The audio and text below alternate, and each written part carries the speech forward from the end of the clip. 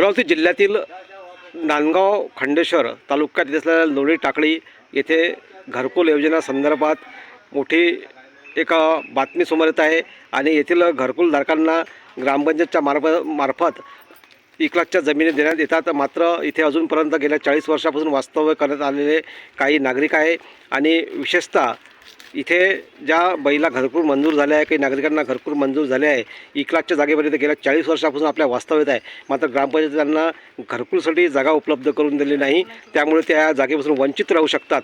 अशी आता एक मोठी घटना लोणी टाकळी येथून समोर येत आहे।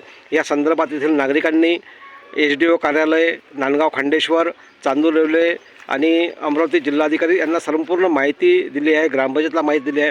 मात्र यावर अजूनपर्यंत कोणताच निर्णय झाला नाही आहे। यामुळे येथील नागरिक आता आक्रमक आपल्याला पाहायला मिळत आहे। आपण वास्तव्यास पाहू शकता की इथे नाली आहे किंवा इथे पूर्ण परिसरात जंगल परिसर मागे आहे आणि या संपूर्ण इथं जे प्राणी येतात किंवा डुक्कर, वराह येतात किंवा जीवजंतू मोठ्या प्रमाणात आहे, त्यामुळे त्यांच्या जीवाला मोठा धोका निर्माण झालेला आहे।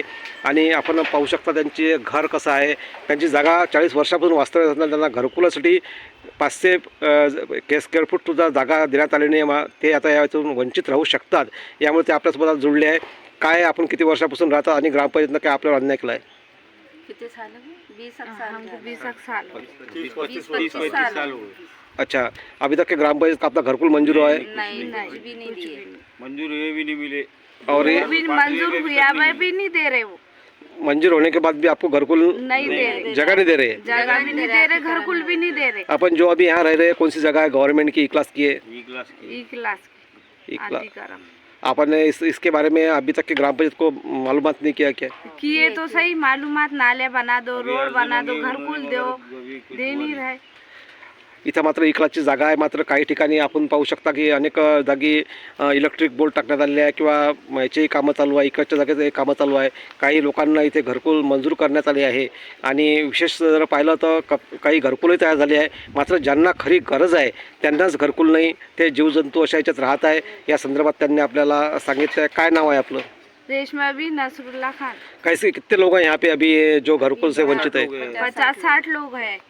इनको अभी तक के नाम नहीं है इनके लिस्ट में? कुछ ही नहीं मिला, घरकुल भी नहीं, कुछ भी नहीं। ज्याला गरज आहे त्यालाच घरकुल नाही, अशी परिस्थिती लोणी टाकळी या गावात आहे आणि जिल्ह्यातील हे लोणी टाकळी गावाचं हे वास्तव्य आहे।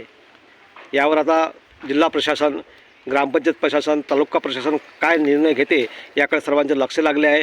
मात्र वारंवार शासनाच्या दारी मात्र येथील नागरिक जात आहे। जिल्हाधिकारी असू द्या किंवा पंचायत समिती असू द्या किंवा इतर ठिकाणी राजकीय माध्यमातून त्यांनी आता या संदर्भात निवेदन दिले आहे। यावर शासन काय निर्णय घेते